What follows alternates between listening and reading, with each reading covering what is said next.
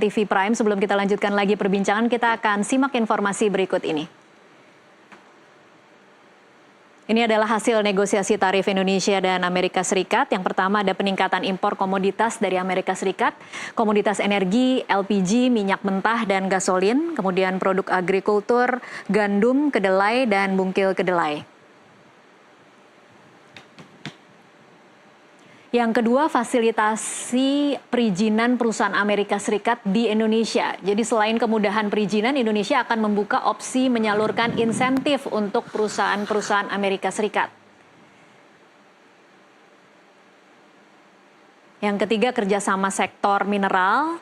Selain kemudahan perizinan, Indonesia juga akan membuka opsi menyalurkan insentif untuk perusahaan-perusahaan Amerika Serikat. Yang keempat, mempermudah prosedur impor barang dari Amerika Serikat. Indonesia akan buka opsi untuk menyalurkan insentif untuk perusahaan-perusahaan Amerika Serikat. Yang kelima, peningkatan mutu SDM. Kemudian selanjutnya ada layanan keuangan yang menguntungkan Amerika Serikat. Jadi Indonesia akan memperbaiki layanan keuangan agar lebih memberikan manfaat pada Amerika Serikat. Kemudian yang ketujuh, pengenaan tarif yang seimbang, barter tarif yang adil pada 20 produk ekspor unggulan Indonesia ke Amerika Serikat. Indonesia juga akan merespon dokumen non-tarif measures.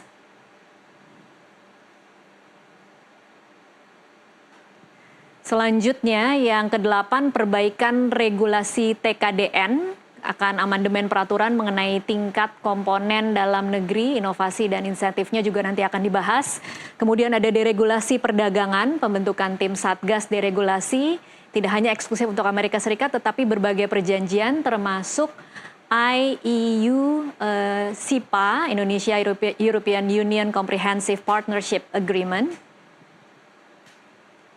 Dan yang terakhir, ke-10 penyusunan kerangka kerjasama selama 60 hari. Jadi kedua negara nanti akan menyetujui menuntaskan negosiasi ini dalam kurun waktu 60 hari, ditindaklanjuti hingga 3 pertemuan. Saya langsung ke Bu Santi untuk meminta komentarnya. Ini kalau melihat 10 ini tampaknya memang benar-benar semua in favor untuk Amerika Serikat ya, Bu Santi? Betul, kalau saya lihat ini bukan negosiasi, Mbak. Ini saya nggak tahu ini apa ya, tapi kalau di negosiasi ini kayaknya tidak pernah ada one sided. Yang Indonesia minta apa? Ini kan bagian yang Amerika minta ya. Negosiasi itu kan give and take ya. Iya. Daftar dari Indonesianya mana, Mbak? Iya. Kan ini bukan negosiasi, ini demand, penuntutan. Iya. Sekarang kalau negosiasi itu kan dua arah ya. Ini kalau yang saya lihat, oke, kita sudah lihat dari Amerika ya, iya. Pihak Amerika. Ada nggak, Mbak, daftarnya yang diminta oleh pihak Indonesia? Sebenarnya sebelum berangkat, Menko Perekonomian sempat juga membocorkan apa saja yang akan menjadi poin-poin negosiasi dari pemerintah Indonesia dan apa kira-kira yang ingin diminta sebagai alternatif untuk kemudian menurunkan tarif dari pemerintah Amerika Serikat. Salah satunya ya TIFA itu ya mungkin Ibu Santi. Tapi memang kita tidak bisa menghadirkan grafisnya saat ini. Oke, ini mungkin beberapa yang saya bisa catat pada waktu itu. Indonesia akan mengajukan revitalisasi perjanjian kerjasama Trade and Investment Framework Agreement. Kemudian ada proposal deregulasi non-tarif measures, meningkatkan impor dan investasi dari Amerika Serikat melalui pembelian migas, tadi juga sudah disebut. Kemudian menyiapkan insentif fiskal dan non-fiskal melalui penurunan bea masuk. Jadi memang rata-rata memang ingin membebaskan impor masuk ke Indonesia dan kemudian kuota juga nanti akan dilonggarkan dan juga soal TKDN. Itu kira-kira yang waktu itu dibawa ke meja perundingan sebelum berangkat. Iya, tapi itu yang Amerika minta kan? Bukan, yang kita bawa, yang kita tawarkan. Yang kita berikan ke Amerika. Tapi apa yang kita dapatkan? Idenya pada waktu itu kan meminta penurunan tarif. Penurunan tarif. Tapi dengan yang kita berikan, dengan ada penurunan tarif, kita tetap berada di posisi kalah. Dirugikan berarti ya? Iya, karena kita menawarkan begitu banyak untuk mendapatkan imbalan yang begitu sedikit. Iya. kembali lagi Mbak, kita perdagangan dengan Amerika itu 10 maksimal 15%. Kita hilangkan TKDN.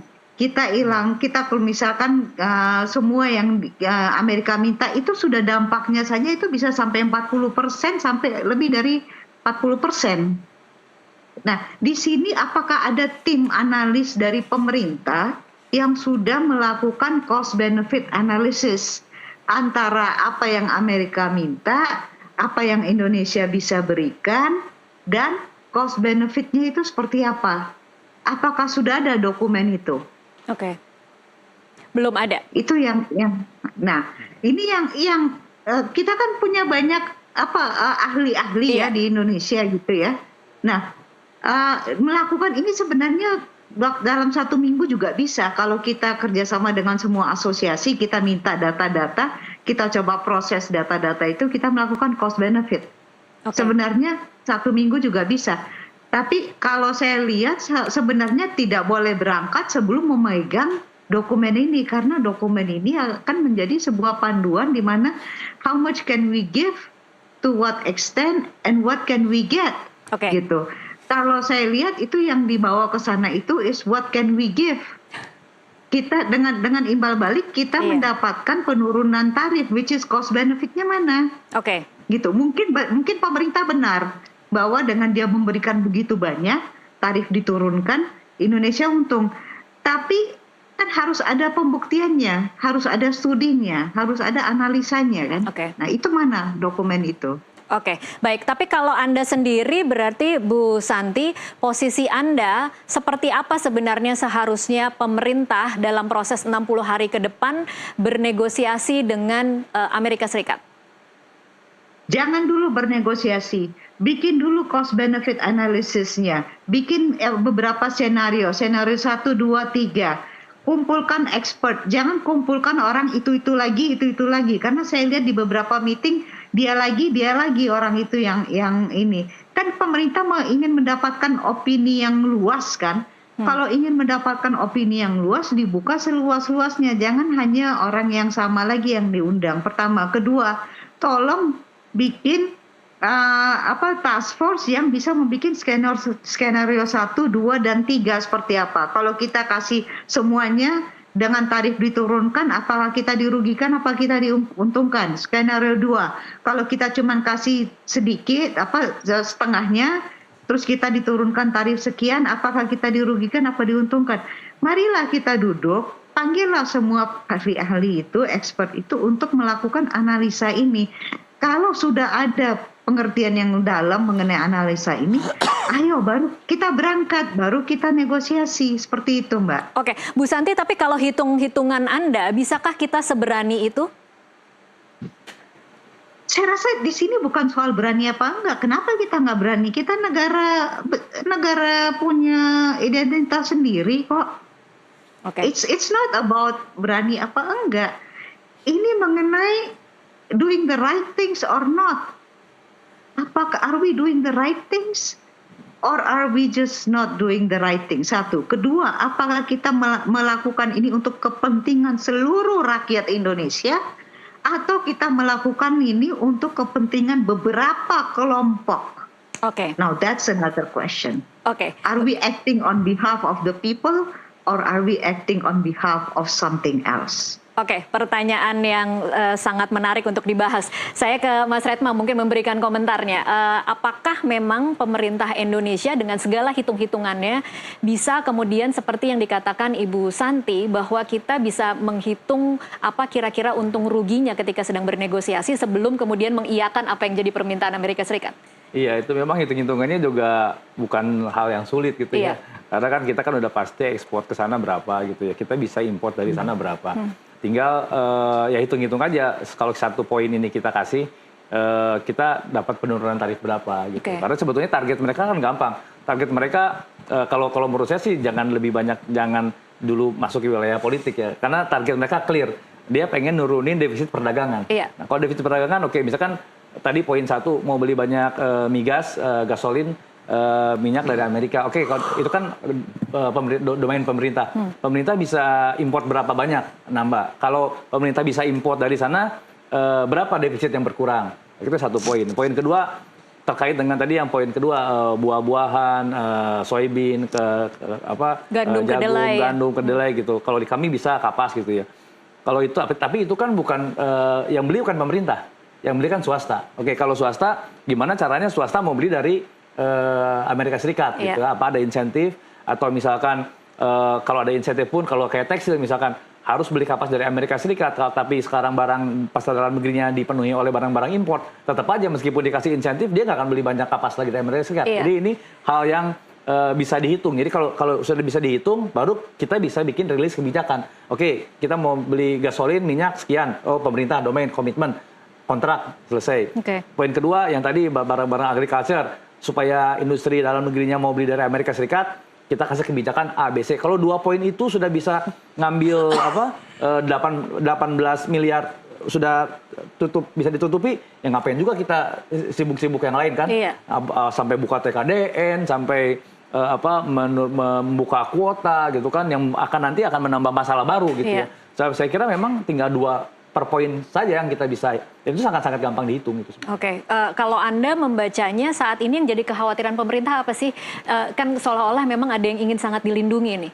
Ya, yang sangat dilindungi tentu karena komoditi 3 besar itu elektronik yang ekspor kita ke Amerika, terus yang kedua pakaian jadi dari rajut, dan yang ketiga pakaian jadi dari tenun, yang keempat terakhir alas kaki. Nah ini semuanya padat karya semua nih. Jadi padat karya, memang pemerintah punya poin bagaimana caranya industri padat karya ini jangan sampai ekspor terganggu. Karena sebulan saja ekspor mereka terganggu, sebulan mereka tidak bisa ekspor, itu pasti PHK.